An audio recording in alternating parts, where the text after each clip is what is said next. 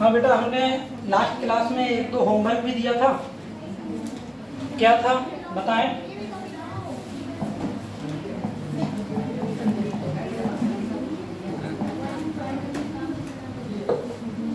बताएं बेटा। चलो वो आप बता देना। ये बताओ, आप लोगों ने VSEPR थ्योरी पढ़ी थी। इसमें रिपल्शन कितने प्रकार का होता है?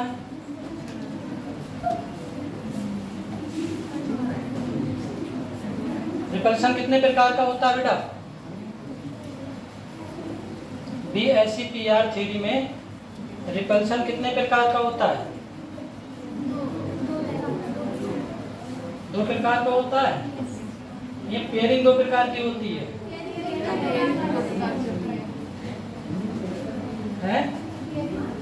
पेयरिंग दो प्रकार की होती है और रिपल्शन तीन प्रकार का होता है।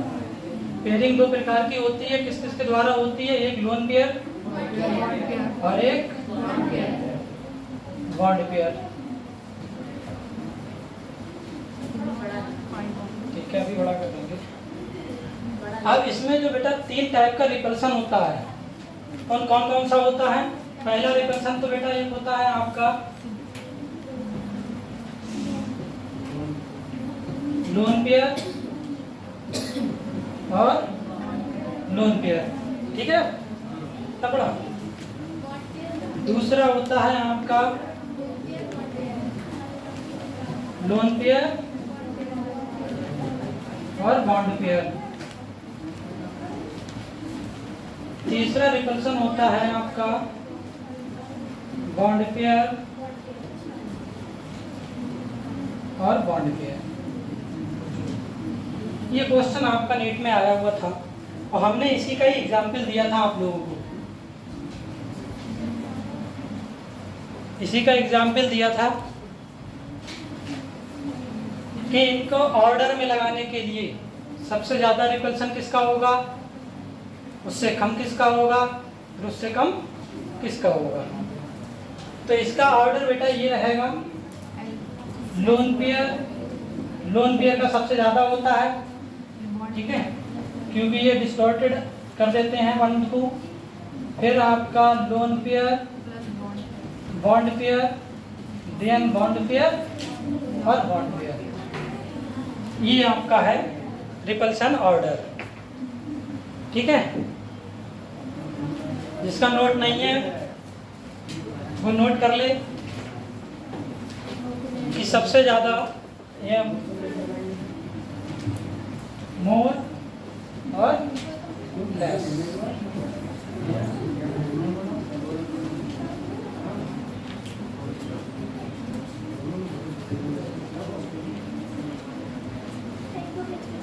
इसके बाद में हमने आपको एक दो स्ट्रक्चर दिए थे, उसमें पाई बॉन्ड और सिग्मा बॉन्ड काउंटिंग करने के लिए था।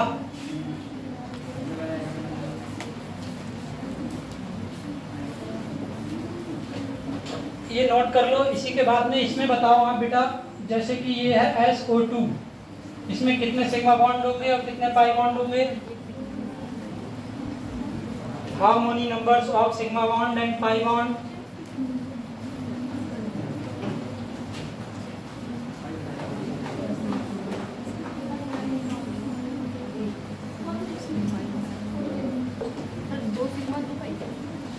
गुड।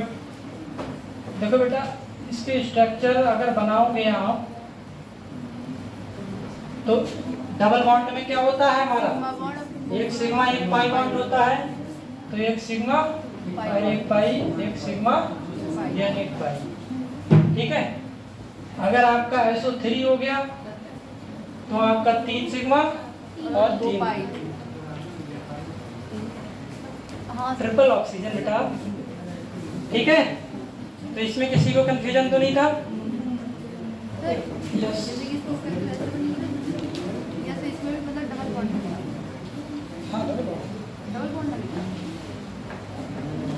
VVT का है ये आपका।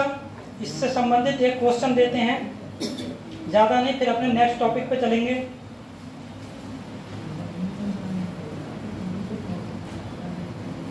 ज्योमेट्री तो आप लोगों को पता है, किसी भी स्ट्रक्चर की ज्योमेट्री का क्या हम हिंदी वाले हैं। ज्योमेट्री नहीं पता क्या? नहीं तो आपने अभी बताया, हाँ। इंग्लिश में बताया ना, और हम हिंदी वाले हैं। इसे लोन पेयर एकाकी युग्म बोलते हैं बेटा, ठीक है। बॉन्ड पेयर को बंधित युग्म बोलते हैं। जब एकाकी युग्म और एकाकी युग्म होंगे तो उनका प्रतिकर्षण ज्यादा होगा, रिपल्सन मतलब प्रतिकर्षण होता है, और बंद वाले होंगे उनका प्रतिकर्षण कम होगा। तो बस वही ऑर्डर है ये, ठीक है।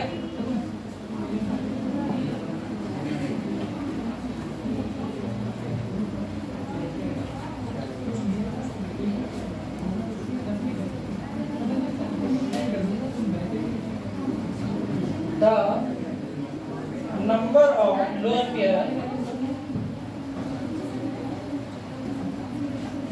in xenon oxytetrafluoride is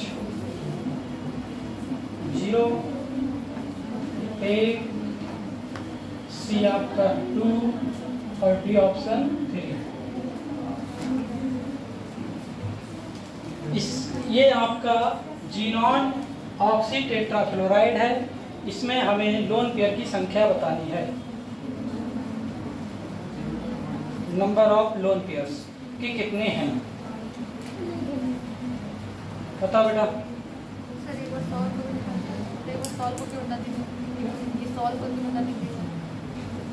ये इसमें स्ट्रक्चर बनाएंगे जब हम, तो स्ट्रक्चर के आधार पर सबसे पहले देखेंगे सेंट्रल आइटम कौन सा है। सेंट्रल आइटम हमारा क्या है, जीनान है। और जितने भी नोबेल गैसेस होते हैं उनके आउटर मोस्ट शेल में कितने इलेक्ट्रॉन होते हैं, 8 होते हैं, ठीक है। हम सेंट्रल आइटम की बात कर रहे हैं।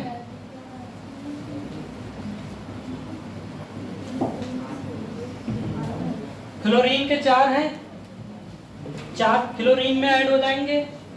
ऑक्सीजन का 1 है, 1 ऑक्सीजन में चला जाएगा, बाकी का लोन पेयर ही तो बचेगा। तो इसमें हमें लोन पेयर बताना है। देखो 4 और 1 5 बॉन्डेड इलेक्ट्रॉन देख लो पहले ऊपर से, स्ट्रक्चर बनाने की जरूरत नहीं होगी।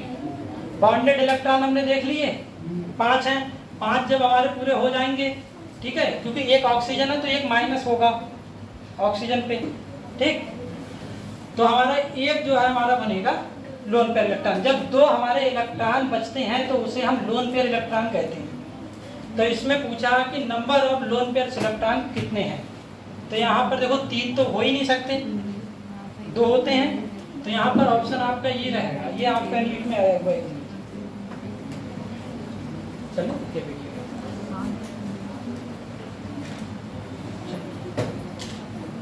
ठीक है बेटा, इसका ये बनेगा, नोट कर लो।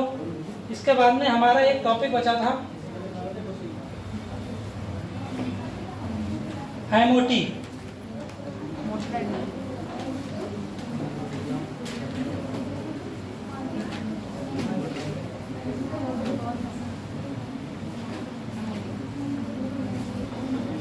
अच्छा, अगर आपको पाई बॉन्ड और सिग्मा बॉन्ड के लिए एक क्वेश्चन है जिससे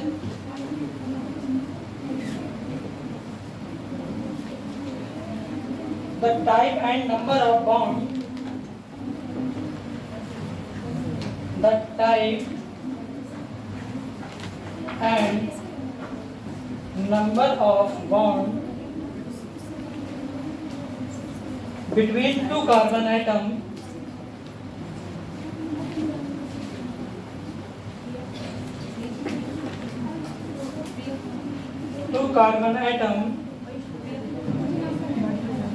in calcium carbide।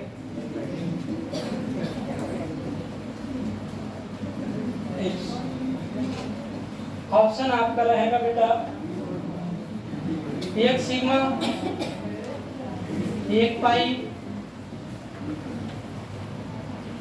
1 sigma,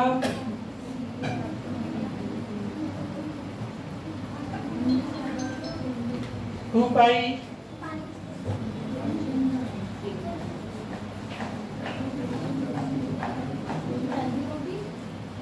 1 sigma 3 पाई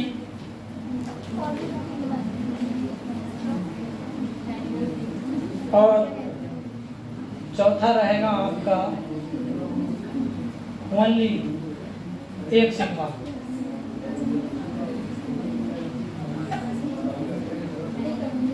बताओ बेटा,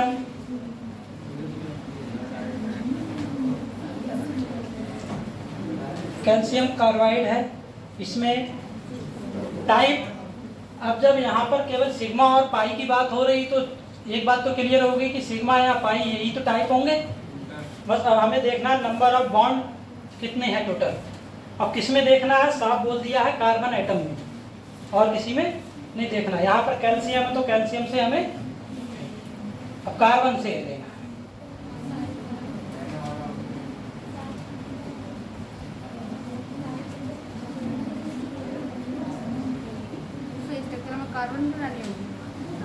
कार्बन के स्ट्रक्चर बनाओगे, ठीक है।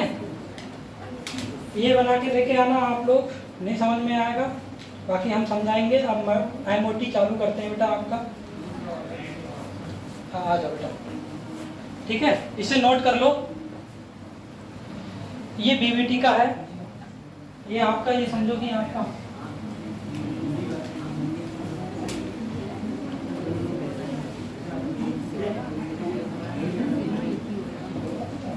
हिंदी में लिखते क्या, समय बहुत हो जाएगा। ठीक ठीक ठीक ठीक, कोई नहीं, लिखेंगे आपका। हो गया बेटा।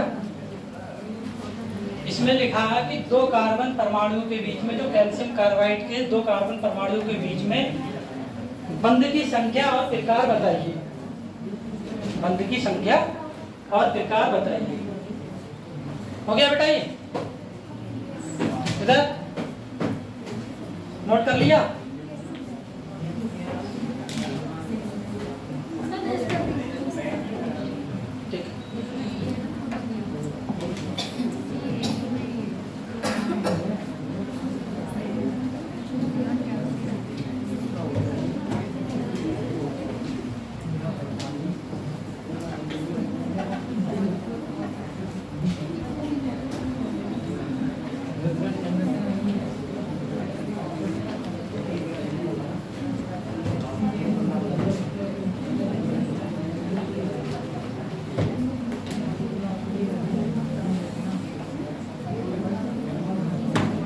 शॉर्ट में बेटा इसे MOT बोलते हैं,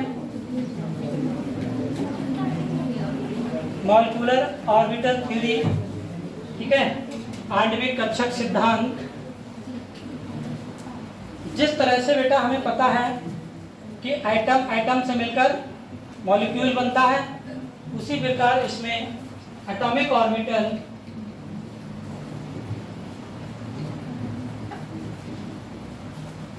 प्लस एटॉमिक ऑर्बिटल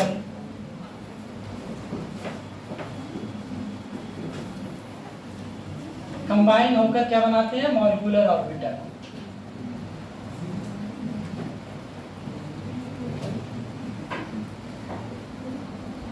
ठीक है बेटे,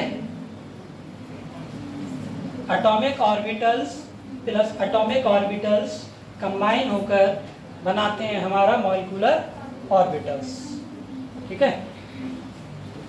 परमाण्वीय कक्षक प्लस परमाण्वीय कक्षक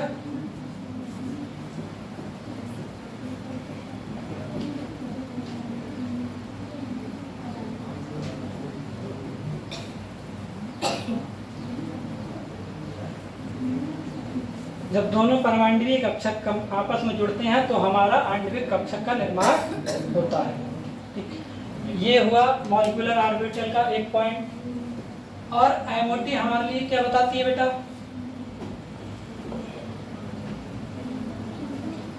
MOT जो डिपेंड होती है एक हमारे वेव थ्योरी पे। ये किस पे डिपेंडेंट है,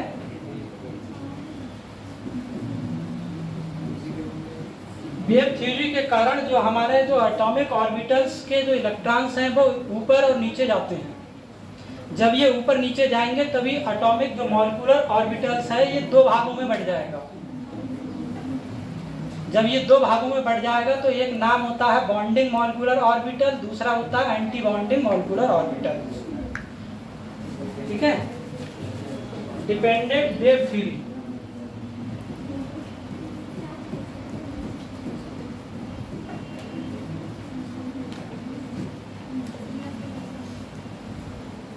जब ये डिपेंडेंट वेव थ्योरी पे है तो इसलिए इस मॉलिक्यूलर ऑर्बिटल जो हमारा टू टाइप में होता है,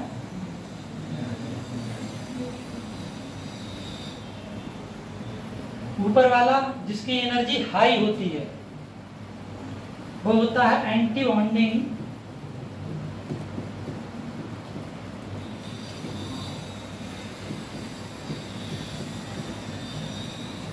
मॉलिक्यूलर ऑर्बिटल, और नीचे वाला बॉन्डिंग मॉलिक्यूलर।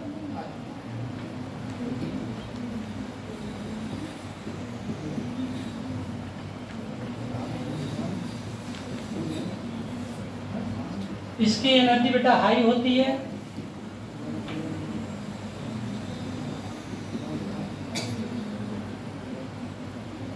और इसकी एनर्जी लो होती है।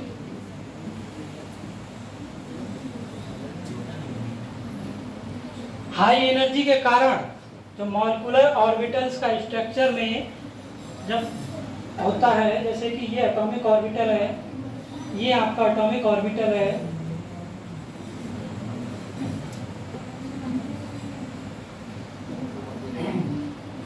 तो ये नीचे वाला हो गया, ये ऊपर वाला हो गया, इसे बोलेंगे हम एटॉमिक एंटी बॉन्डिंग ABMO, और नीचे वाले को BMO।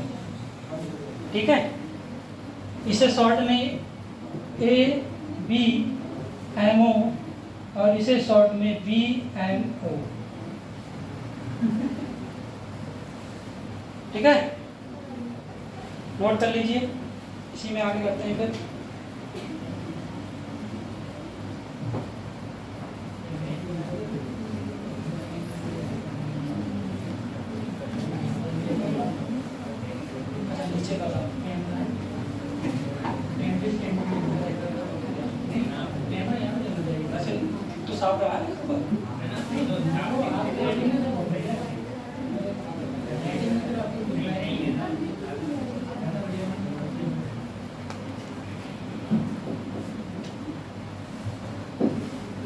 हो गया बेटा?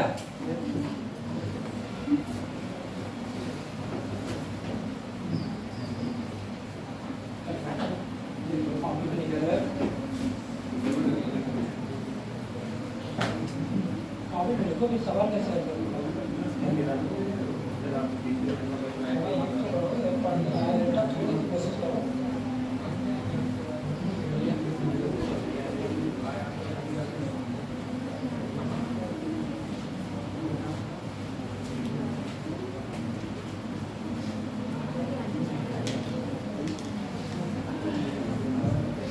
हो गया सबका? नेक्स्ट करें।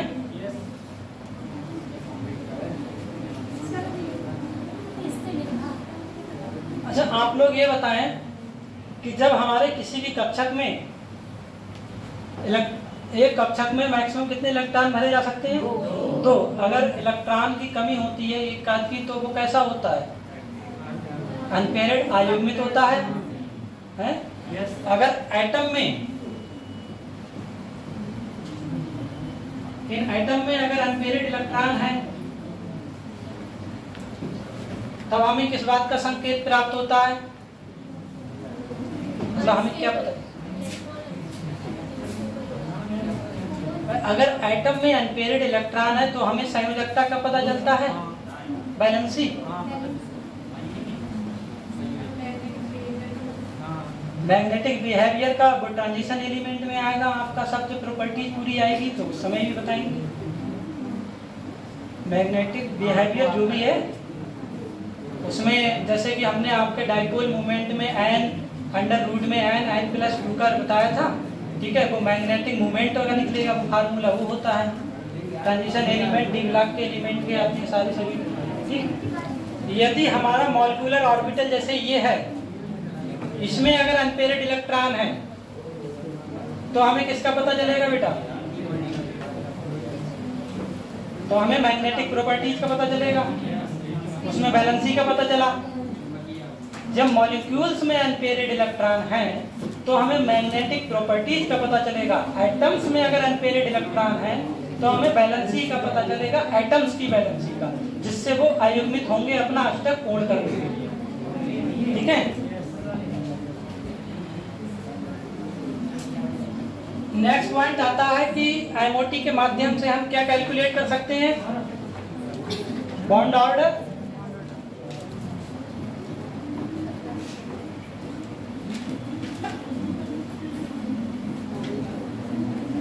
Find bond order. ठीक है, उसी के आगे हम एमओटी के माध्यम से हम बॉन्ड ऑर्डर को पता कर सकते हैं कि किस मॉलिक्यूल्स में कितना बॉन्ड ऑर्डर है, मतलब बंद कोटि या अबंध कोटि। ठीक है, इससे ये पता चलता है। और इसी के माध्यम से जब हमारा बॉन्ड ऑर्डर पता चल जाएगा तब हमें क्या पता चलेगा? इंडिकेट क्या होगा? इंडिकेट बॉन्ड की पोजीशन, कि ये सिंगल बॉन्ड है या डबल बॉन्ड है या ट्रिपल बॉन्ड है, ये पता चलेगा। इसके बाद में जब अनपेयर्ड इलेक्ट्रॉन होंगे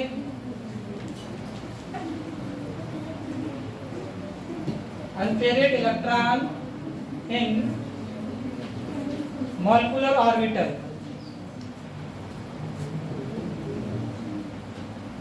ध्यान, तब हमें पता चलेगा मैग्नेटिक प्रॉपर्टीज का। ध्यान, फाइंड मैग्नेटिक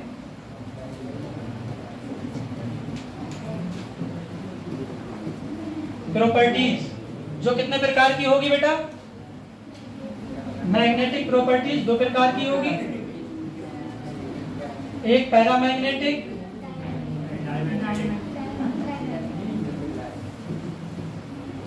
जिसे बोलते हैं अनुचुंबकीय,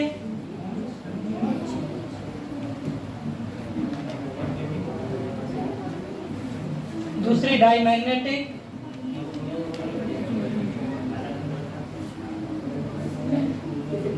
फिर द्विचुंबकीय।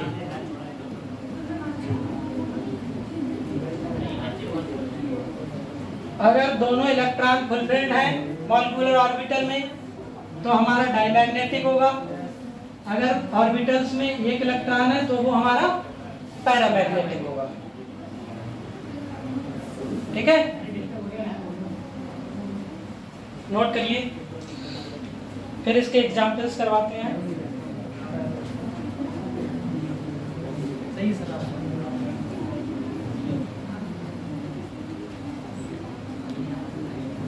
पैरा मतलब एक, डाई मतलब दो।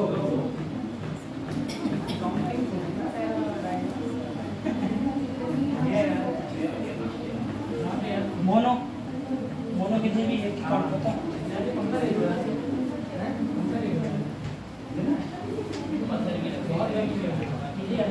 गया?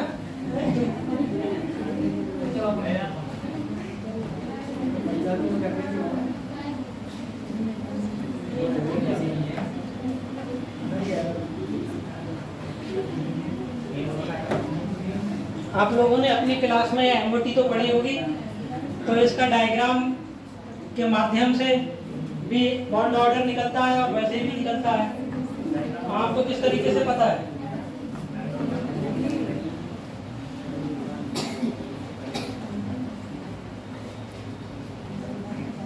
एमओ डायग्राम तो बनाना जानते हैं आप लोग?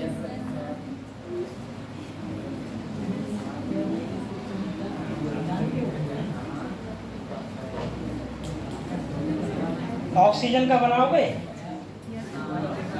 बना के बताओ। या नाइट्रोजन का?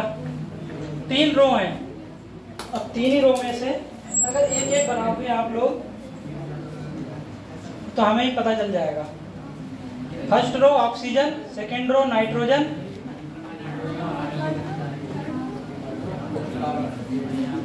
Third row chlorine. ठीक है, ये नोट हो गया सबका? बचा है? किसका बचा है? अभी देखना है कितना बचा है। ठीक है,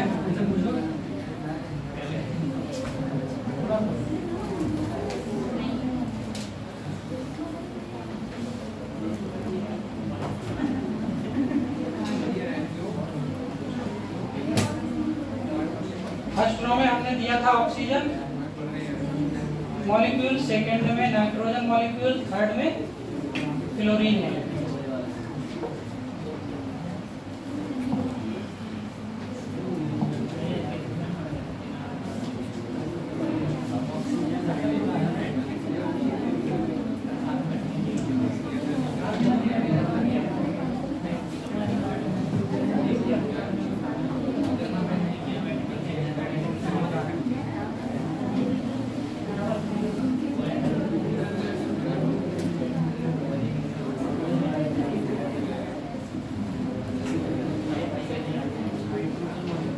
कितना आया बेटा?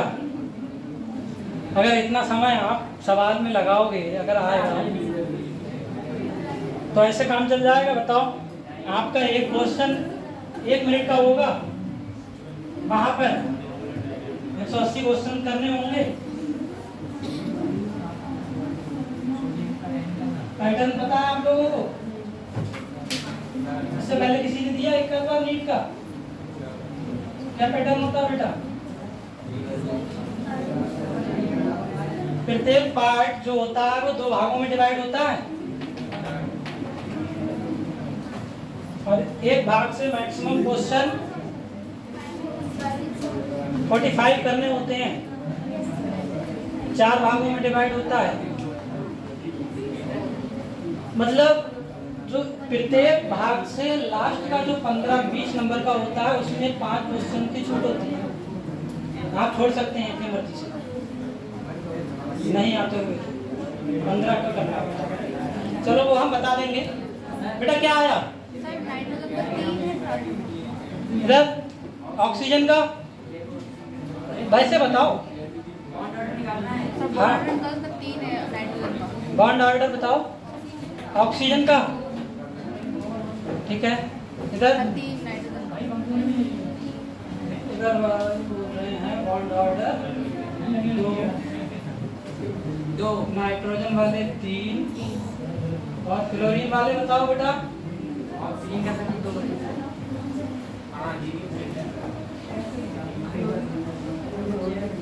सही, ऑक्सीजन का 2 ही लिखा है। इधर 5 और कोई एक काउंटिंग 5 आई इधर।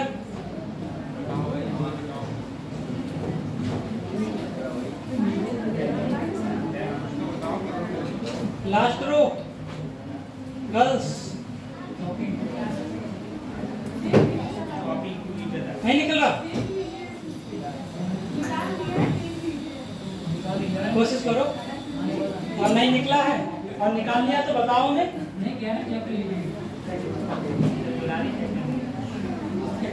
बताओ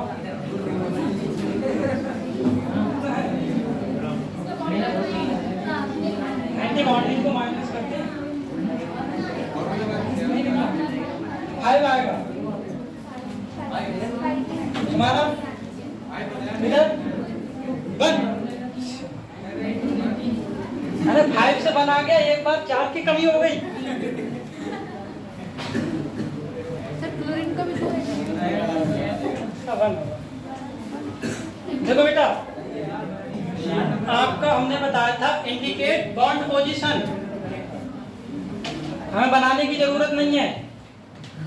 इंडिकेट बॉन्ड पोजीशन हमें मालूम है। स्टार्टिंग हाइड्रोजन और हाइड्रोजन बॉन्ड कितना है? सिंगल, तो बॉन्ड ऑर्डर 1। इसी प्रकार F2 FF, तो बॉन्ड ऑर्डर 1।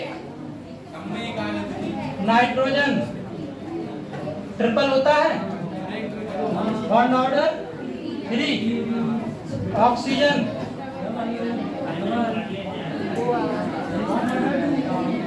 बॉन्ड ऑर्डर 2 बनाने की जरूरत है कुछ? तो साफ साफ उसमें लिखा हुआ है कि बॉन्ड इंडिकेट बॉन्ड पोजीशन, मतलब bond order is a bond number of bond, bond order is a number of bond. Bond order जो है, बंद कोटि जो है, वो बंधों की संख्या है, बंधों की संख्या है?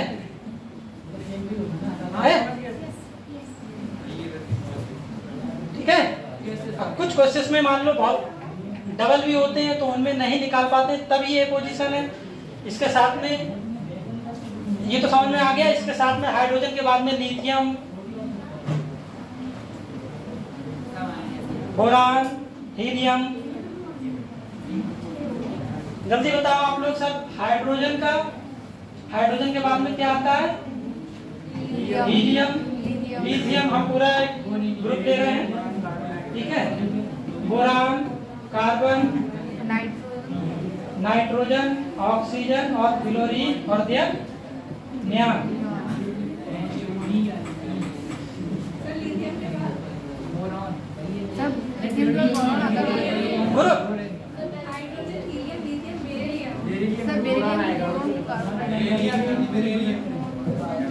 इसके बाद में ये, फिर इसके बाद में लिथियम से काउंटिंग पूरी चालू हुई है, ठीक है। ये दोनों अलग है, ठीक, कोई बात नहीं। जल्दी बताओ बॉन्ड ऑर्डर।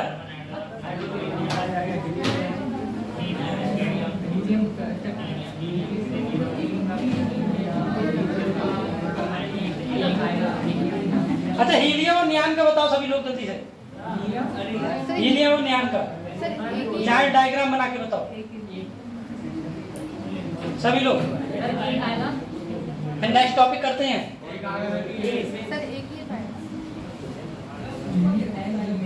हीलियम और नियॉन का जीरो आएगा पहले वाले में और दूसरे वाले में। ये सब हमने सिंगल लिखे हैं, लेकिन ये सब मॉलिक्यूल है, मतलब आप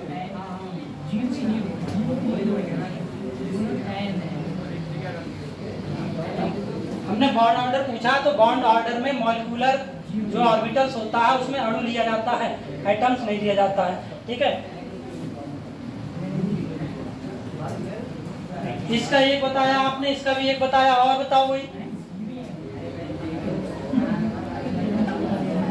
अरे और आयमो डायग्राम बना के जल्दी से बताओ। सिर्फ सिंपल दो ही के पूछ रहे, बाकी सब पे हम बताएंगे। जीरो ओके, जीरो दोनों का, हीलियम का, नियॉन का,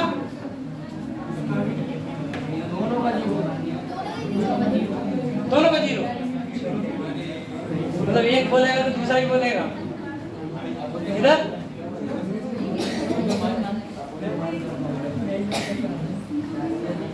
एमो डायग्राम बना के बताओ। एमो डायग्राम देखो बेटा, बनाने की जरूरत नहीं है इसके साथ, ठीक है। बहुत सिंपली हो जाएंगे। आपको 1 से लेके ये 10 तक है, ठीक है, मतलब 9 तक 10 तक जो भी है, आपको बॉन्ड सबके पता है कि इसमें कौन सा है कौन सा नहीं है, उस बेस पे बता सकते हो।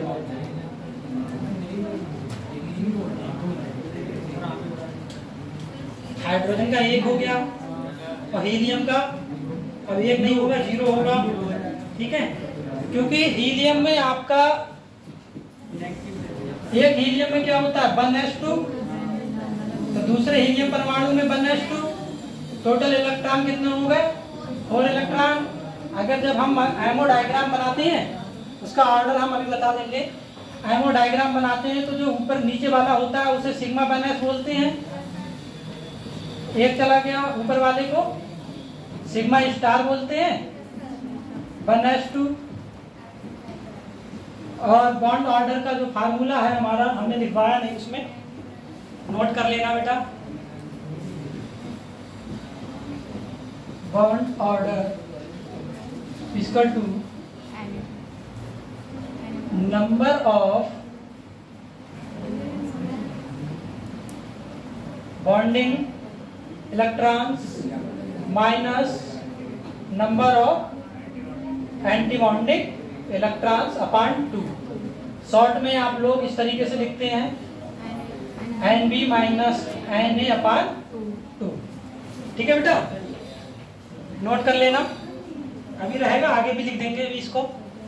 ठीक, तो हमारा बॉन्ड ऑर्डर हीलियम का यही तो आएगा, 2 है, -2 नंबर ऑफ इलेक्ट्रॉन अपॉन 2, यानी कि 0/2 का 0। ठीक है, यही तो आएगा। Helium, नियान, argon, krypton, xenon, radon, कहने का मतलब जो है एक्रिलिक एसिड वालों का बॉन्ड ऑर्डर 0 रहेगा। ठीक है, क्योंकि उनमें इलेक्ट्रॉन की शेयरिंग नहीं होगी, इसलिए 0 रहेगा, वो स्टेबल है। दूसरी बात, हाइड्रोजन का 1, हीलियम का 0, लिथियम का बॉन्ड सिंगल होता है। ठीक है, अब ये सिंगल बॉन्ड क्यों है, नंबर ऑफ अनपेयर्ड इलेक्ट्रॉन से पता चल जाएगा। लिथियम 3 होता है तो 2 और 1। ठीक है, बेरिलियम 2 या 1, 2 क्यों होगा बताओ, इसमें कितने हैं, 4। जिस तरीके से 4 4 8 total number of electrons, total number of electrons 8। जब 8 इलेक्ट्रॉन्स होंगे 1s के 4 तो 2s के 4 तो 0 आ जाएगा। नहीं आया समझ में? देखो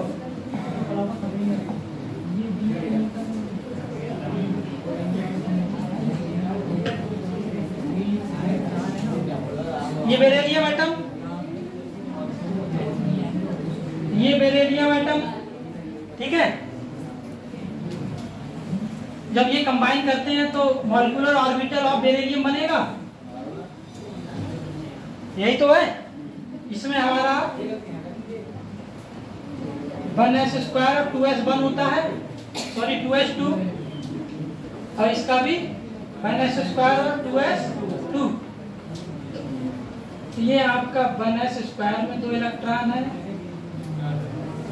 इसके 2 इलेक्ट्रॉन जाएंगे। जब ये आपका बनाएगा कंबाइन होके,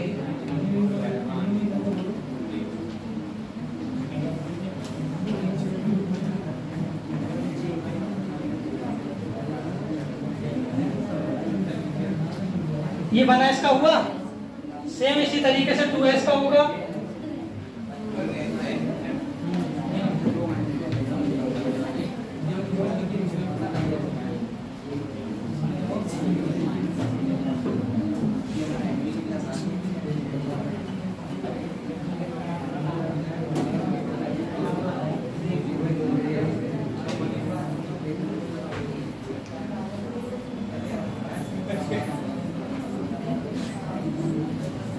फार्मूला देखो, ऊपर वाले को एंटी बॉन्डिंग बोलते हैं, नीचे वाले को बॉन्डिंग बोलते हैं। तो नंबर ऑफ बॉन्डिंग 4 है और नंबर ऑफ एंटी बॉन्डिंग भी 4 है।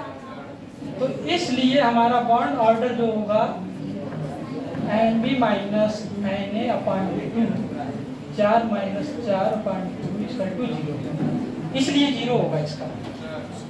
ठीक है, कार्बन में 2, नाइट्रोजन में 3, कार्बन में 2 होंगे, डबल बॉन्ड है, फ्लोरीन में 1 और नियान में 0, ये रहेगा। ठीक है, ये तो सिंगल बॉन्ड से है। अब अगर आपका, नोट कर लो,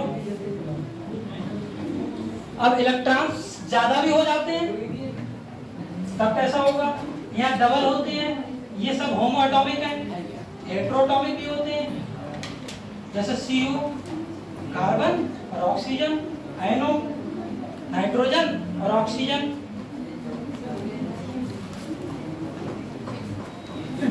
इससे हमें, जैसे कि आपका हीलियम है नॉन बॉन्डिंग में आएगा, नियान है नॉन बॉन्डिंग में, बेरिलियम नॉन बॉन्डिंग में। ठीक है, और अनपेयर्ड इलेक्ट्रॉन जो भी आपकी मैग्नेटिक प्रॉपर्टीज बेटा पता चलेगी वो आपका मॉलिक्यूलर ऑर्बिटल्स में आप ये फिल करके पता कर देखेंगे तब पता चलेगी। ऐसे आप कहेंगे कि 11 इलेक्ट्रॉन, 12 इलेक्ट्रॉन, 13 इलेक्ट्रॉन, तब पता नहीं चलेगी।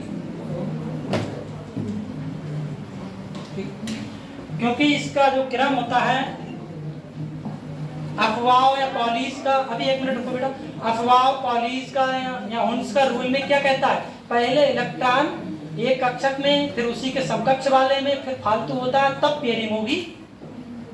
यही तो होता है। यानी कि जैसे कि अगर आपका पी कक्षक है,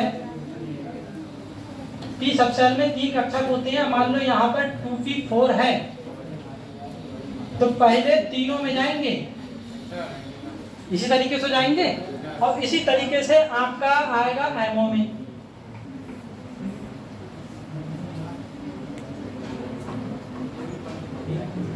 इसमें पहले एक बनेगा सिग्मा, जिसे 2pz बोल देंगे, ठीक है, सिग्मा 2pz, और फिर 2 बनेंगे जिन्हें पाई 2px और पाई 2py। मतलब अब ये 2 हैं, इसमें अगर इलेक्ट्रॉन होंगे तो दोनों एक साथ चले जाएंगे, कोई दिक्कत नहीं। जब ये पाई वाले आएंगे तो इसमें अगर इलेक्ट्रॉन पहले इसमें जाएगा फिर इसमें जाएगा, तब पेयरिंग होगी, ना कि पहले ही दोनों में भर जाएंगे। ठीक है, रूल्स वही रहेगा जो आपका एटॉमिक स्ट्रक्चर में पॉलीज, बॉन्ड्स या अफवाह का था। ठीक है, इसलिए नंबर ऑफ इलेक्ट्रॉन के बेस पे पैरामैग्नेटिक और मैग्नेटिक का एक्सप्लेन करना नहीं है। बेटा आप कर लो जो भी करना था, हो जाएगा।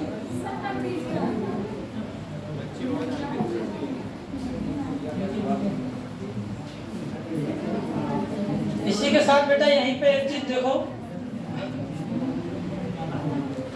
यहाँ पर आपका आ गया नंबर ऑफ टोटल इलेक्ट्रॉन्स। ठीक है, number of total electrons, bond order. हमें जब आइमो डायग्राम बनाने की जरूरत नहीं होगी तब यहाँ पर नंबर ऑफ 10, 11, 12, 13, 14, 15, 16, 17 और 18, मतलब number of electrons total molecular orbitals में। जैसे C2 कार्बन के 6, 6, 12 हो गए टोटल, नाइट्रोजन 7, 7, 14, ऑक्सीजन 16, ये टोटल नंबर ऑफ इलेक्ट्रॉन्स होंगे आपके। ठीक है, मॉलिक्यूलर ऑर्बिटल्स में या मॉलिक्यूल्स में। ठीक,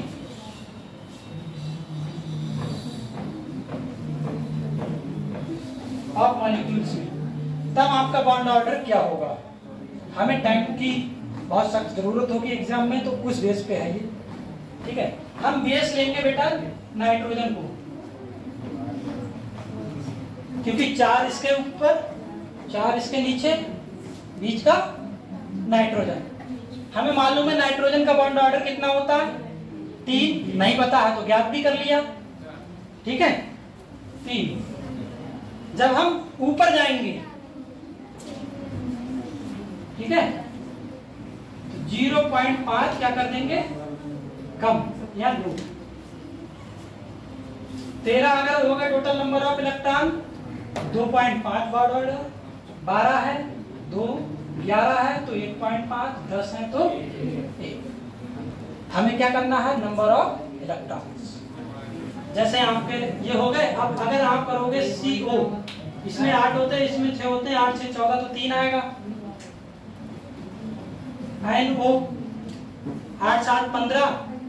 अब जब नीचे जाएंगे बेटा तब 0.5 इंक्रीज कर देंगे। ठीक है, बढ़ा देंगे,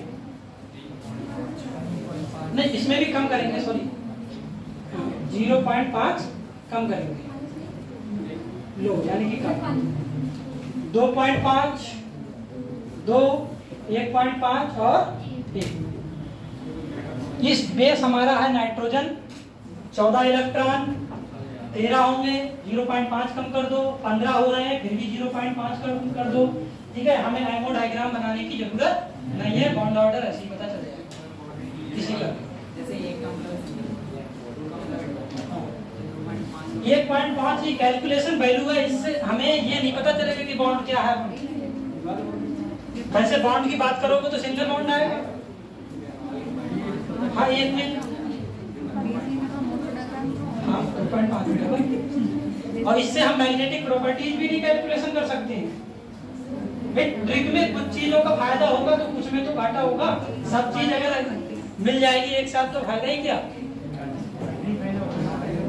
मेन चीज ये होती है ना। वैसे ट्रिक में क्या भूल भी गए, आपने इसके अकॉर्डिंग बॉन्ड ऑर्डर तो कर दिया, लेकिन मैग्नेटिक प्रॉपर्टी जो आ गई तो आप नहीं कर पाए, तो उसके लिए आप बनाएंगे। तो उसके लिए सीधी सी बात है, आपका जैसे 13 है 14 है, ठीक है, 14 में क्या होता है, डायमैग्नेटिक, डायमैग्नेटिक होता है। ऑक्सीजन भी डायमैग्नेटिक होता है, पैरा, ऑक्सीजन पैरा होता है। इस बात का ध्यान रखना, जबकि बॉन्ड ऑर्डर 2 है। हम बॉन्ड ऑर्डर से पैरा मतलब मैग्नेटिक प्रॉपर्टीज को नहीं बता सकते हैं, ये हमने पहले ही बोल दिया था। अगर आप सीधे सीधे करोगे कि 1 है तो हम मैग्नेटिक प्रॉपर्टीज बता देंगे। क्यों नहीं हो सकता, क्योंकि ऑक्सीजन में टोटल इलेक्ट्रॉन बेटा कितने होते हैं, टोटल 16 होते हैं। 2 2 4 2 6 2 8 2 10 2 12 2 14, और ऊपर वाले में जाएंगे तो 2 बनेंगे तो 1 1 का जाएगा, ना कि पूरे एक ही में जाएगा। इसलिए अनपेयर्ड इलेक्ट्रॉन है, इसलिए वो पैरामैग्नेटिक है। नाइट्रोजन कितने हैं, 14 हैं। 2 फुलफिल्ड, 4 फुलफिल्ड, 6 फुलफिल्ड, 8 फुलफिल्ड, 10 क्योंकि सिंगल है तो दोनों जाएंगे फुलफिल्ड। 10 के बाद में 11 12 13 फिर 14, इसलिए नाइट्रोजन डायमैग्नेटिक। 11 है आपका, तब आप कह सकते हो पैरामैग्नेटिक। 12 है पैरामैग्नेटिक। कुछ में सही है, कुछ में नहीं। आप कहो कि प्रॉपर सब में होगा तो सब में नहीं, ठीक है। तो इससे हमें क्या पता चला, बॉन्ड ऑर्डर 14 नाइट्रोजन बेस ले लो, चाहे आपका हेटेरोएटॉमिक हो या होमोएटॉमिक हो, सबका आप कर लोगे। एमओ डायग्राम बनाने की जरूरत नहीं, इसे नोट कर लो,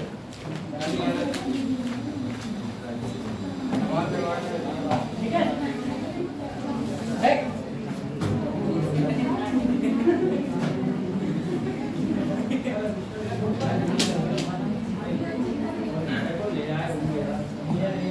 ये रह गया थोड़ा सा।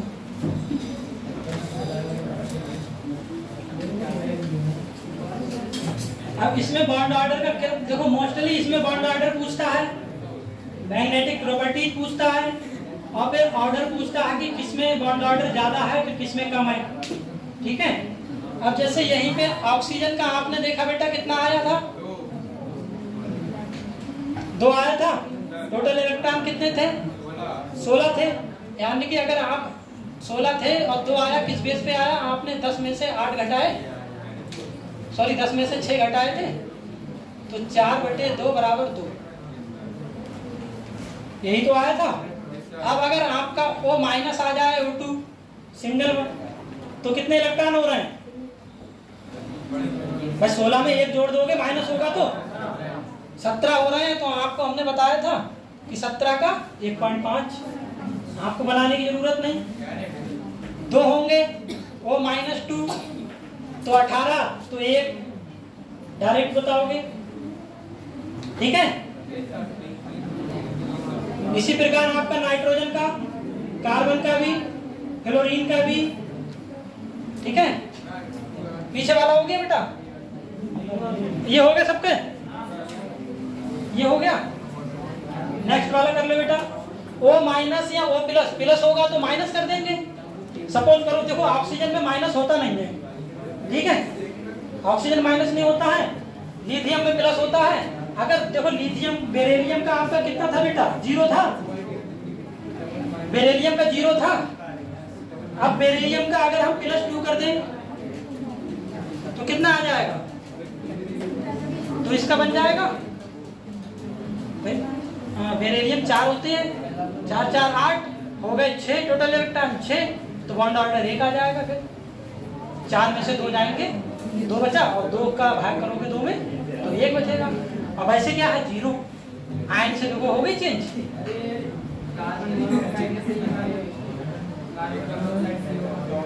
हाँ CO आपका देखो CO कार्बन 6 ऑक्सीजन 8 टोटल कितना 14 बॉन्ड ऑर्डर 3।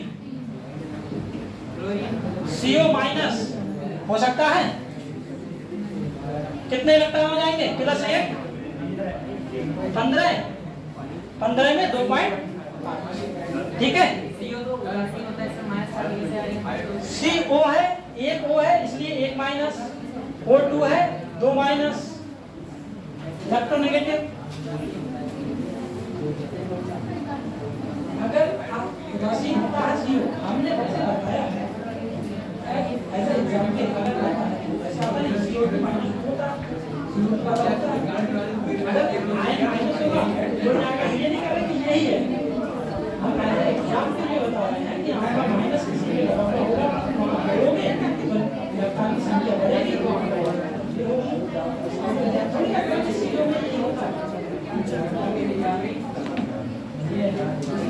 भाई क्लोरीन में होता है आपका क्लोरीन का 17 दूनी 34 फिर 3D में पहुंच जाओगे। हमने अभी तक जितना भी देखा है पूरे कंपटीशन में सिर्फ 10 तक आता है पूरे कंपटीशन में अगर MOT से आएगा सवाल। और इसमें क्रम पूछ लेता है जैसे आपका O2 है O2 का बॉन्ड बेटा इधर ध्यान दो बेटे O2 का बॉन्ड ऑर्डर 2 वो माइनस होगा तो कितना आएगा 1.5 O2 माइनस 2 होगा तब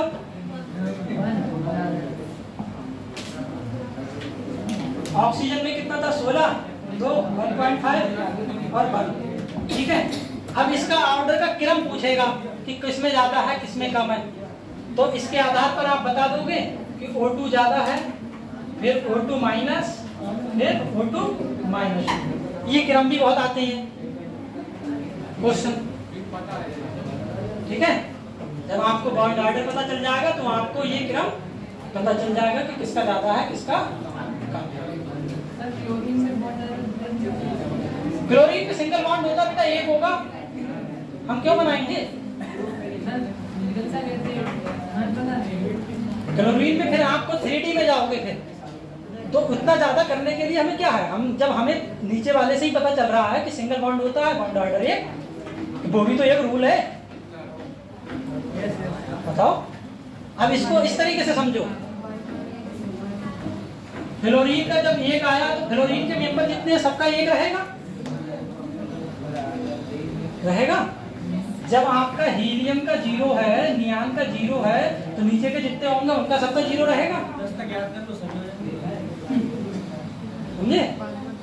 ऊपर वाले सबके पता तो नीचे वालों के अनपेल्ड इलेक्ट्रॉन से लेकिन उनके माइनस होंगे तो अलग हो जाएगा ठीक है। वैसे तो सही रहेंगे बॉन्ड अलग अलग हो जाएगा। बॉन्ड के आधार पर आप कहो कि कार्बन का और नाइट्रोजन का बॉन्ड कर दो तो बॉन्ड चेंज नहीं हो जाएगा। नाइट्रोजन 3 होते हैं कार्बन नाइट्रोजन 2 होते हैं।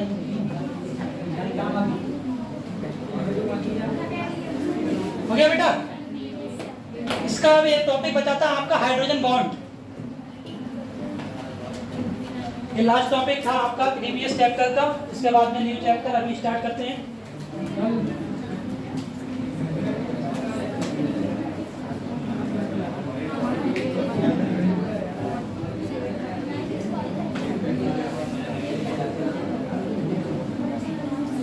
हाइड्रोजन बॉन्ड एक छोटा सा टॉपिक है और इसमें से क्वेश्चन जब उसमें टॉपिक दिया हुआ है वैसे आपका हाइड्रोजन सिलेबस में आपका हाइड्रोजन अलग एक चैप्टर है। इस तरीके से एटॉमिक स्ट्रक्चर केमिकल बॉन्डिंग ये पूरा चैप्टर था उसी तरीके से हाइड्रोजन एक अलग पूरा चैप्टर है। लेकिन इस चैप्टर में आपका हाइड्रोजन बॉन्ड दिया गया है तो उस बेस पे थोड़ा सा इंट्रोडक्शन बेस पे थोड़ा बता दे रहे हैं कि कौन से मॉलिक्यूल्स में या कौन से यौगिक में हाइड्रोजन बॉन्ड होता है या नहीं। ठीक है हो गया अभी नहीं हुआ।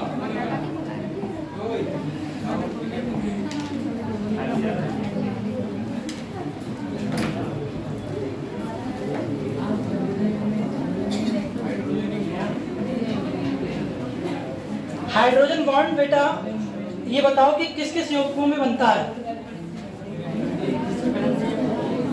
किस किस के साथ में हाइड्रोजन बॉन्ड कंबाइन करता है, किस एटम के साथ में?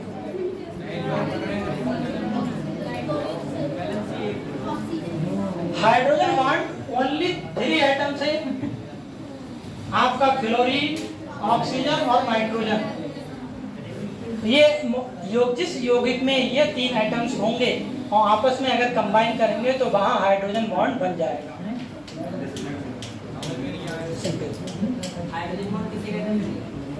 हाइड्रोजन बॉन्ड परिभाषा नहीं पूछता क्या? हाँ, परिभाषा की बात करो, देखो इन तीनों में से किसी का भी एक का एग्जाम्पल ले लो, ठीक है। हाइड्रोजन एटम से क्लोरीन या क्लोरीन का नाम आ गया, क्लोरीन, ऑक्सीजन और नाइट्रोजन एटम्स का जुड़ना, ठीक है, जुड़ने से जो बंध बनता है वो हमारा हाइड्रोजन बंध होता है। ये क्लोरीन, ऑक्सीजन, नाइट्रोजन कंबाइन करके हाइड्रोजन बॉन्ड बनाते हैं, इससे हाइड्रोजन एटम से कंबाइन करेंगे, ठीक है। इसके साथ में आपका जो हाइड्रोजन बॉन्ड है वो कितने टाइप्स का है बेटा? कितने टाइप्स का होता है? Types of hydrogen bond 2 type का होता है। एक होता है आपका इंटर मॉलिक्यूलर हाइड्रोजन बॉन्ड, जिसे इंटर मतलब आपस में, जैसे एक स्कूल से दूसरे स्कूल के बीच में प्रतियोगिता होती है तो कहते हैं इंटर कंपटीशन, उस तरीके से। अंतःणु,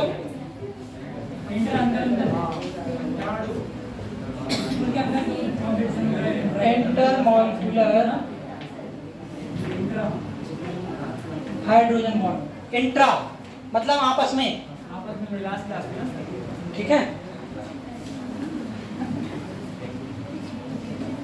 अंतरणु और अंतःणु,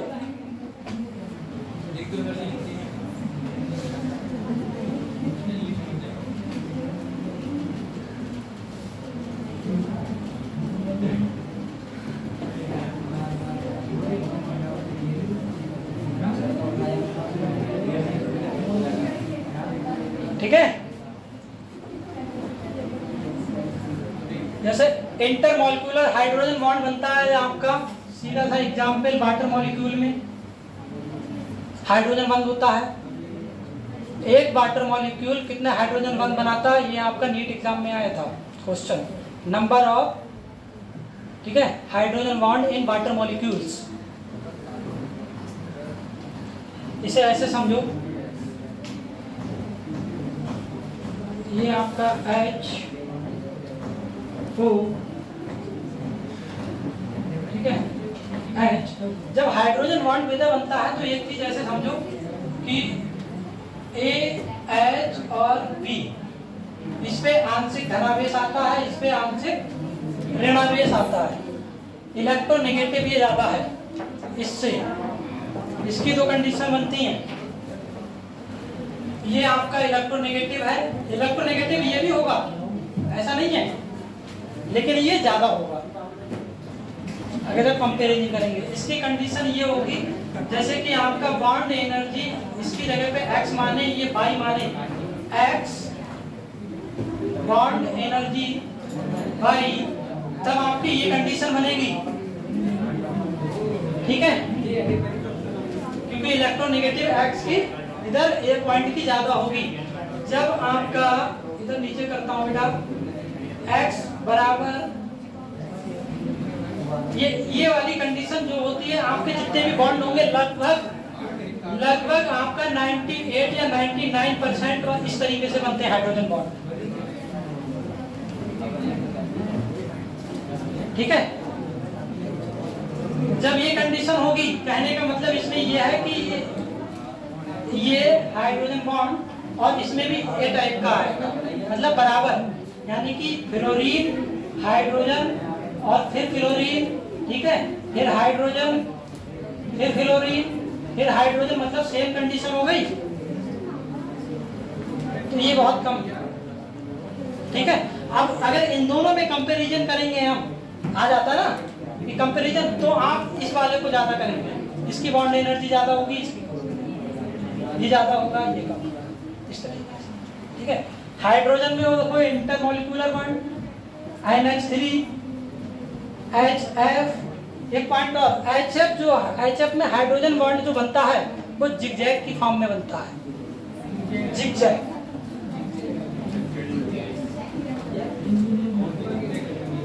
ठीक है। और आपका हाइड्रोजन बॉन्ड का वाटर मॉलिक्यूल 4 हाइड्रोजन बॉन्ड एक साथ बना सकता है। Number of hydrogen bond in water molecules 4। मतलब एक ऑक्सीजन जो है वो आपके, जैसे ये ऑक्सीजन है, ठीक है, हाइड्रोजन बॉन्ड, ये हाइड्रोजन, मैं बता दे रहा हूं आपको, H H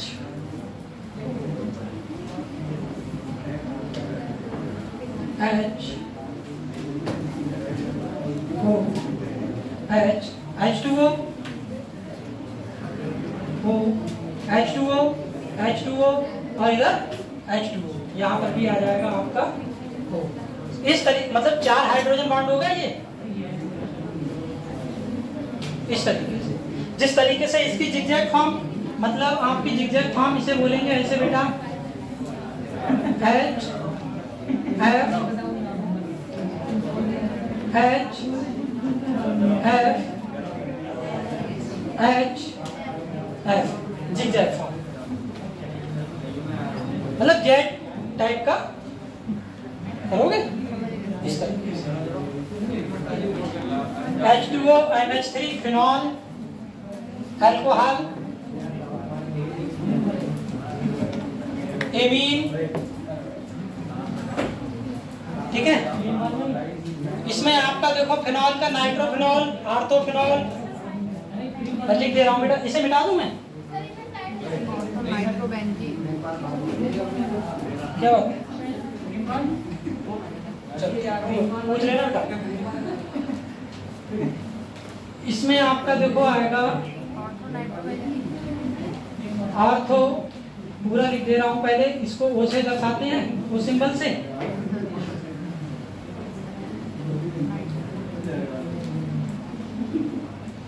आर्थो नाइट्रोफिनॉल, सैलिसिल्डिहाइड,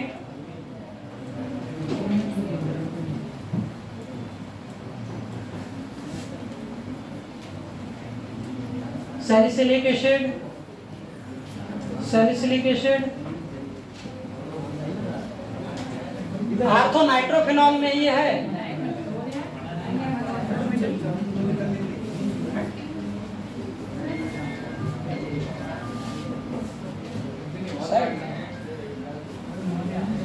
इसका क्वेश्चन बाद में कर देंगे बेटा।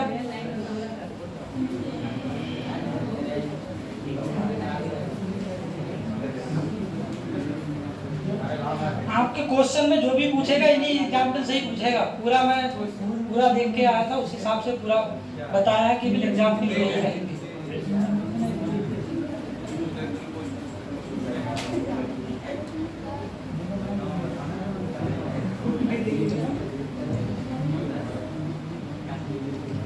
आर्थो में, इंट्रा में आपका नाइट्रोफिनॉल हो गया, क्लोरोफिनॉल भी होगा, आर्थो क्लोरोफिनॉल,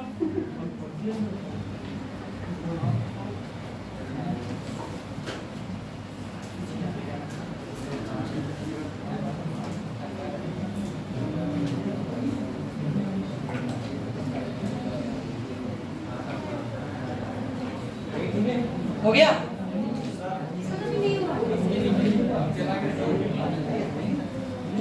इसको और अच्छे से डिस्क्राइब करने के लिए जब आपको क्वेश्चन आंसर करवाएंगे तो और अच्छे से समझ में आ जाएगा। सेलुलोज आपका जो होता है वो एंटर होता है, सेलुलोज इसलिए क्योंकि यही प्रोटीन जो एक इकाई होती है, वो क्वेश्चन आया था। आपका क्लोरोफॉर्म CH3 ठीक है, उसमें हाइड्रोजन बॉन्ड बनता है, किसके बेस पे बनता है? एसीटोन के बेस पे, क्योंकि CH3 तो O से वहां के O से कंबाइन करता है। इनके बहुत स्पेशल केस में, ये बहुत स्पेशल केस में आता है कार्बन का। हो गया बेटा? पीछे इधर बॉयज ये कर लिया। नेक्स्ट करें।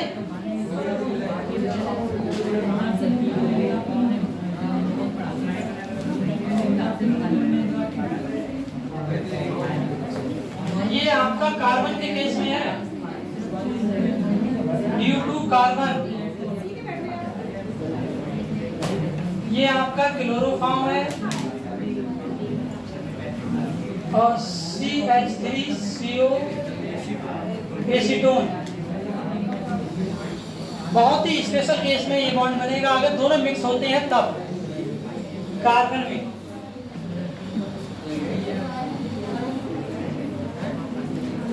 Cl H O C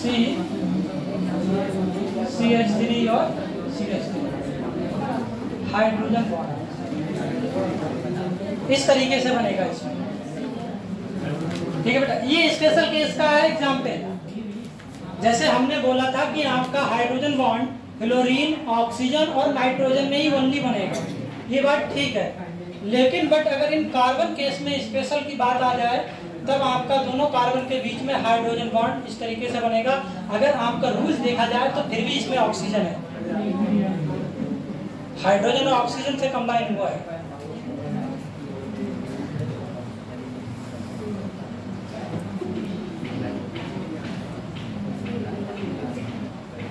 अब ऐसे सेंट्रल आइटम देखा जाएगा तो क्लोरोफॉर्म में, ठीक है, C रहेगा और इसमें भी C रहेगा एसीटोन में,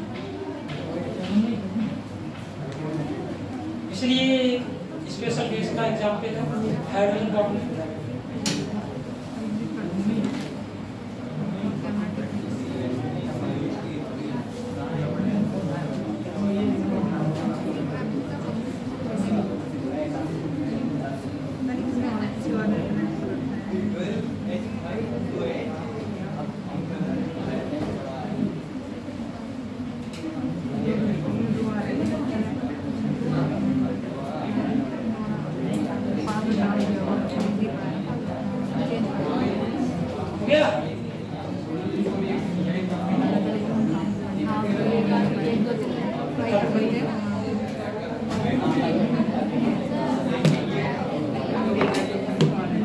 इसका एक आध एग्जाम्पल देते हैं हम आपको, घर से करके लेके आना। तब तक ये बेटा उतार रहे हैं बच्चे।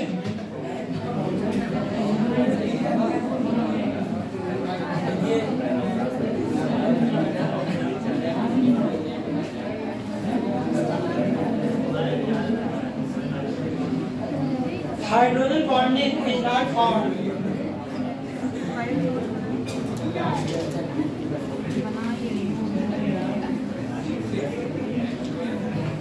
कर लिया बेटा ये।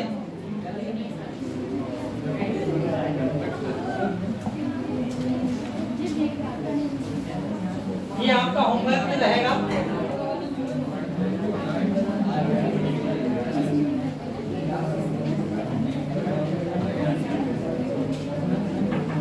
Hydrogen bonding is not found in which of the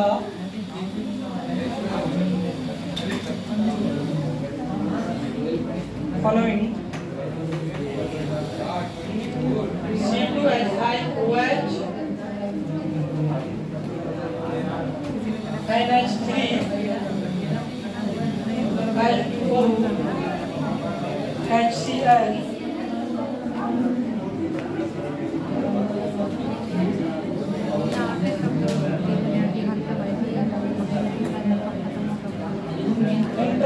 molecular hydrogen bonding is found in, ये 2012 में आया, ये 2015 में आया।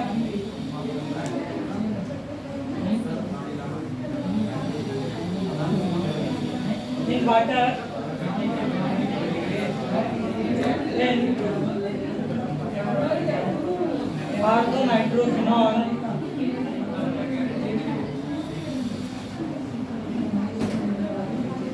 इन पैरा नाइट्रोफिनॉल,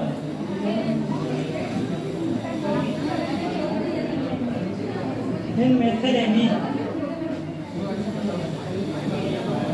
ये 2 एग्जाम्पल रहेगा।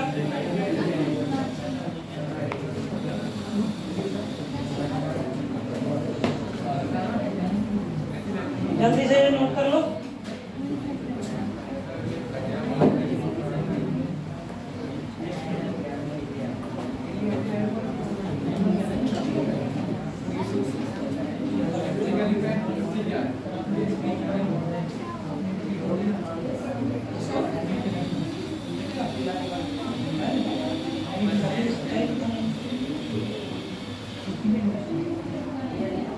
मेरा मैं क्वालिफाई का टीचिंग करता हूँ।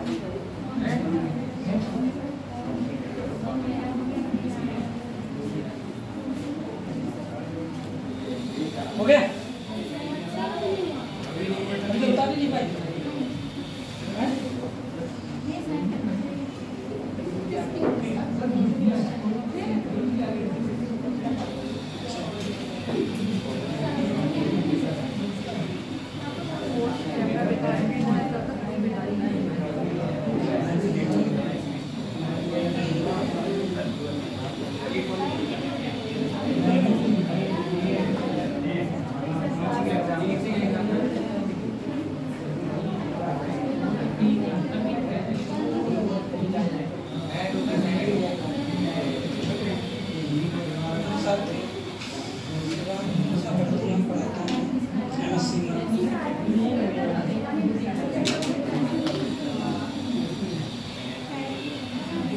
वालों पढ़ाते हैं ना।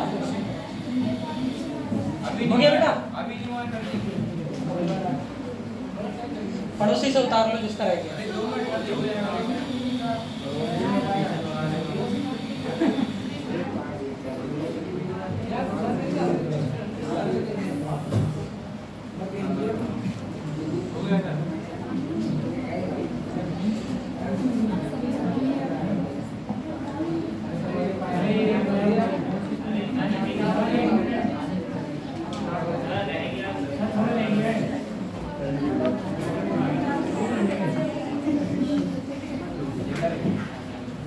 केमिस्ट्री में थर्मोडायनामिक्स चैप्टर, फिजिक्स में भी है, केमिस्ट्री में है।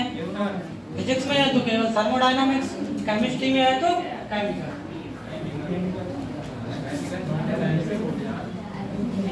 ठीक है?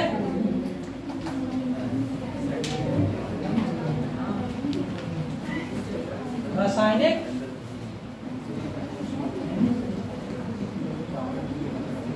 ऊष्मागतिकी।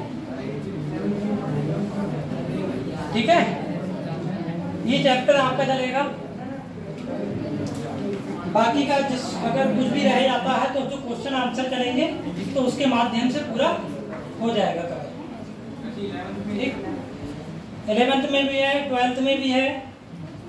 ठीक है, कुछ पॉइंट्स 11th के कुछ जैसे कि 9th का अलग, 10th का अलग, फिर 11th का, फिर 12th का। बीएससी में एक एक चैप्टर का एक एक पेपर बन गया, एमएससी में तो पूरी इसी का ही रह गया। ठीक है, इसमें देखो बेटा थर्मोडायनामिक्स, अगर इन दोनों चीजों को हम देखें, thermo plus dynamics. Thermo means heat, dynamics मतलब मोशन। मोशन तभी तो गति होगा। ठीक है, अब केमिस्ट्री में है, केमिस्ट्री में दो चीजें हम पढ़ते हैं, एक तो फिजिकल चेंज और एक केमिकल चेंज। ठीक है, अब केमिकल थर्मोडायनामिक्स में जो हीट है, हीट का जो चेंज होगा किसमें, एनर्जी में, किसके माध्यम से, मोशन के माध्यम से करती है। ठीक है, इन स्पेशल केसेस में कुछ कंडीशंस होंगी, उनकी प्रॉपर्टीज होंगी, ठीक है, स्टेट होंगे उनके, अवस्था, ठीक है, स्टेट फंक्शन जिन्हें अवस्था फलन कहते हैं। इसके माध्यम से जो हीट जो एनर्जी में कन्वर्ट होगी, तो वही ये थर्मोडायनामिक्स है।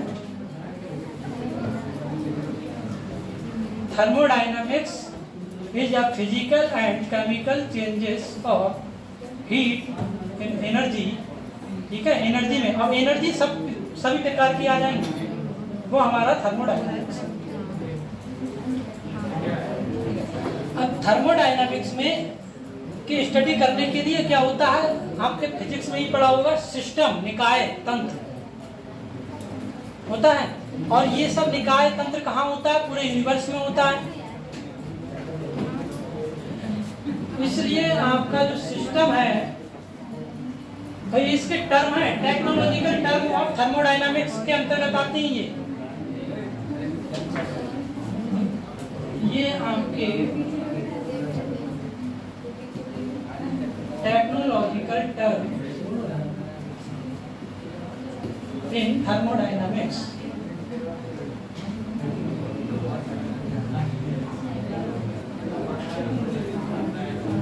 देखो, system plus surrounding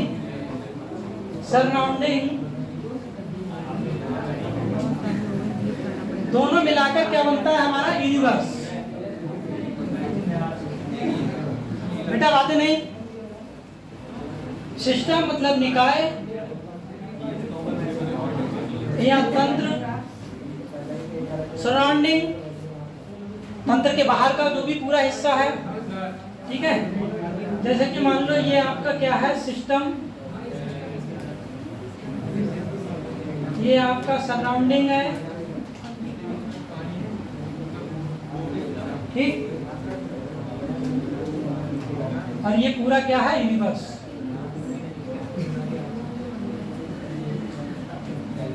system combine surrounding यानी कि यूनिवर्स। अब सिस्टम प्लस सराउंडिंग को क्या है, डिवाइड करने वाली चीज, मतलब अलग करने वाली। इसका एक टर्म में आएगा जिसे कहते हैं हम बाउंड्री।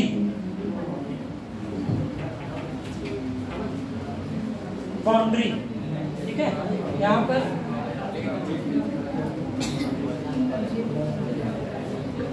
सिस्टम को सराउंडिंग से अलग करने की जो हमारी पतली ये बाउंड्री दो प्रकार की होती है। एक तो होती है रिजिड, सॉफ्ट, ठीक है, जो हीट को एक्सचेंज करने में हेल्पफुल भी करती है और रोकती भी है, क्योंकि सिस्टम के अभी आपके टाइप्स आएंगे, ओपन, क्लोज, ठीक है, और आइसोलेटेड। बाउंड्री जो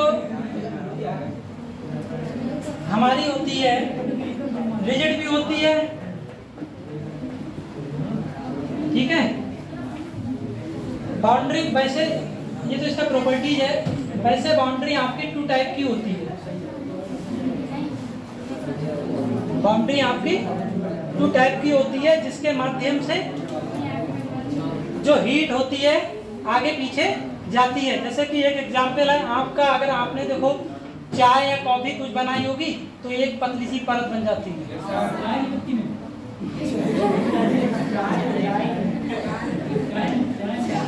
एक से एक बढ़ के हमने चाय की पत्ती बना दी किसी भी। अब ये एग्जाम्पल है आपके ओपन सिस्टम की, ऐसे क्लोज सिस्टम होगा, ठीक है। और आपका आइसोलेटेड सिस्टम, जैसे कि गर्म पानी थर्मस में रख देते हो, ना हीट आ सकती है ना जा सकती है। तो जब हीट आएगी नहीं, जाएगी नहीं, तो वर्क होगा नहीं। जब वर्क होगा नहीं तो कार्य, तो एनर्जी भी नहीं होगी, क्योंकि हमें मालूम है कार्य करने की क्षमता को ऊर्जा कहते हैं। यही तो है। बाउंड्री आपकी होती है दो प्रकार की। कौन कौन सी होती है उसके लिए?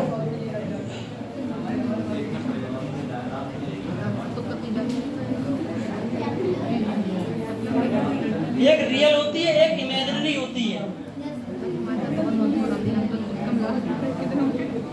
Real, imaginary. रियल तो बेटा जैसे कि ये देख रहे हो, ये आपके रियल है एक प्रकार से देखा जाए। बाउंड्री मतलब सीमा रियल है।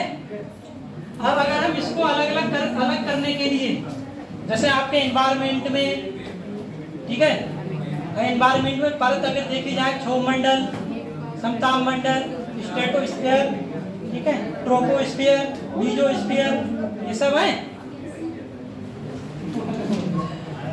तो ये इमेजिनरी है। इमेजिनरी में मतलब क्या है कि एक बाउंड्री टाइप की बन जाएगी, जैसे आपकी चाय में या कॉफी में बन जाती है, लेकिन उससे ऊष्मा का आदान प्रदान हो जाता है, ऊष्मा का आदान प्रदान हो जाता है, ठीक है, ये है। अब इसमें आप अगर अब पढ़ेंगे इसका थोड़ा सा सिस्टम के बारे में,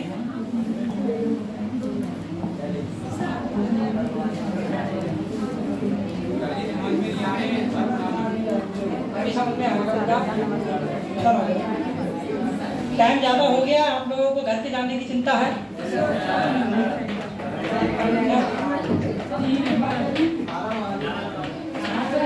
इमेजिनरी में एक सरफेस बन जाता है, बस वो है सिस्टम। देखो बेटा, पार्ट ऑफ यूनिवर्स, जैसे आपको इधर देखो, ये यूनिवर्स में यूनिवर्स दो भागों में बटा हुआ है, समझ लो बेटा, फिर बाद में कहो समझ में नहीं आ रहा।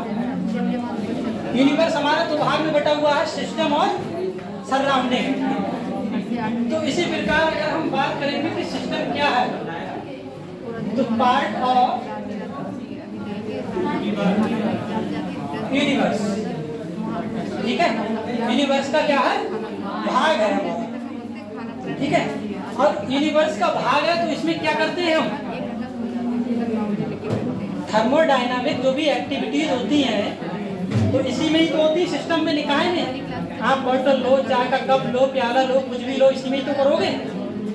तो इसमें क्या होगा, अंडर ऑब्जर्वेशन होगा। ब्रह्मांड तो हमारा पूरा है, उसमें क्या ऑब्जर्वेशन कर लेते हो आप, नहीं कर पाते हो ना, सिस्टम में ही तो करोगे। तो इसलिए पार्ट ऑफ यूनिवर्स है ये, और इसमें अंडर ऑब्जर्वेशन, इसके अंतर्गत ऑब्जर्वेशन करेंगे। सिस्टम के टाइप्स की बात करते हैं बेटा, जिसमें सारा ऑब्जर्वेशन अभी एक बार में क्लियर हो जाएगा 2 मिनट में, ठीक है। इसके 3 टाइप्स होते हैं। एक होगा आपका ओपन सिस्टम,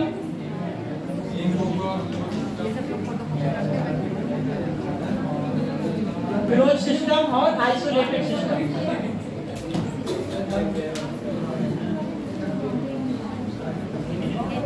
ठीक है। अब ओपन सिस्टम जो है इसमें एक्सचेंज होगा,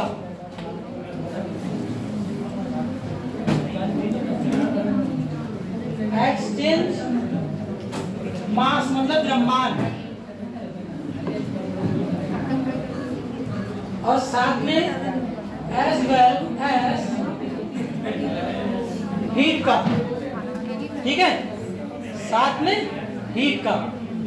जब हीट का, इसका मतलब ये हुआ कि एक्सचेंज होगा, कहने का मतलब ये फिर आपका डेल्टा मास m बराबर 0 नहीं रहेगा। जब द्रव्यमान में परिवर्तन हो जाएगा तो किसी चीज में परिवर्तन करने के लिए डेल्टा m से व्यक्त करते हैं। 0 होगा तो चेंज नहीं है, ठीक है, मतलब एक्सचेंज हो जाएगा। 0 है तो चेंज नहीं है, 0 नहीं है तो चेंज हो जाएगा। एज वेल एज हीट, और हीट जो है हमारी बेटा बर्फ के रूप में कार्य करेगी, तो इसलिए आपका जो एनर्जी भी चेंज होगी। इसका एग्जाम्पल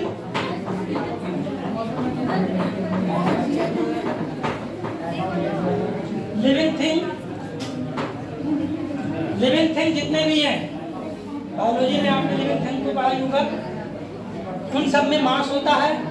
मास के आधार पर हीट और उनका एनर्जी में परिवर्तन भी होता है, ठीक है। इसके साथ में T और कॉफी और मेल की तरह इन कप। मेल के नहीं होता है। अब अगला एग्जाम्पल आनी कुकर, प्रेशर कुकर, ठीक है।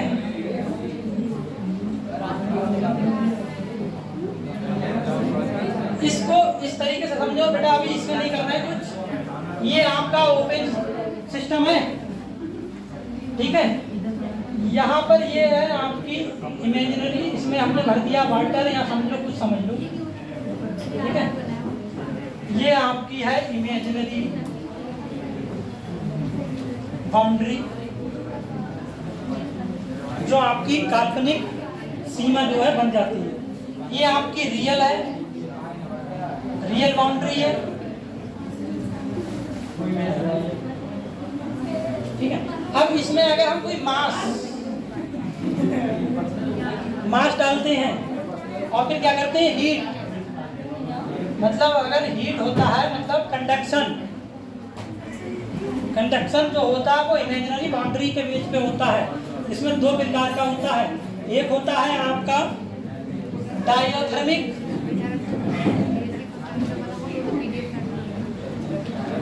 एक होता है आइडियाबैटिक।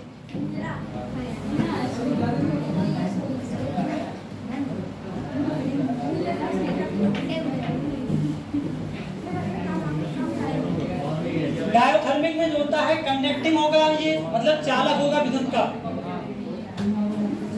ठीक है। तो इसलिए हीट यानी कि कंडक्शन होगा, तो यानी कि एनर्जी का भी चेंज होगा। अब यहाँ पर एनर्जी भाप के रूप में निकल जाएगी। अगर पानी है तो ये सिस्टम है, पानी है तो भाप के रूप में आपका चेंज हो जाएगा, एक्सचेंज। कुछ कार्य तो हो रहा है, मतलब इसके अंदर जो मैटर्स है उसके बीच में हीट की जब सप्लाई जा रही है तो मतलब हीट आ रहा है उस प्लेस पे, ठीक है। इसे बना लो बेटा, नेक्स्ट करवाते बाद में।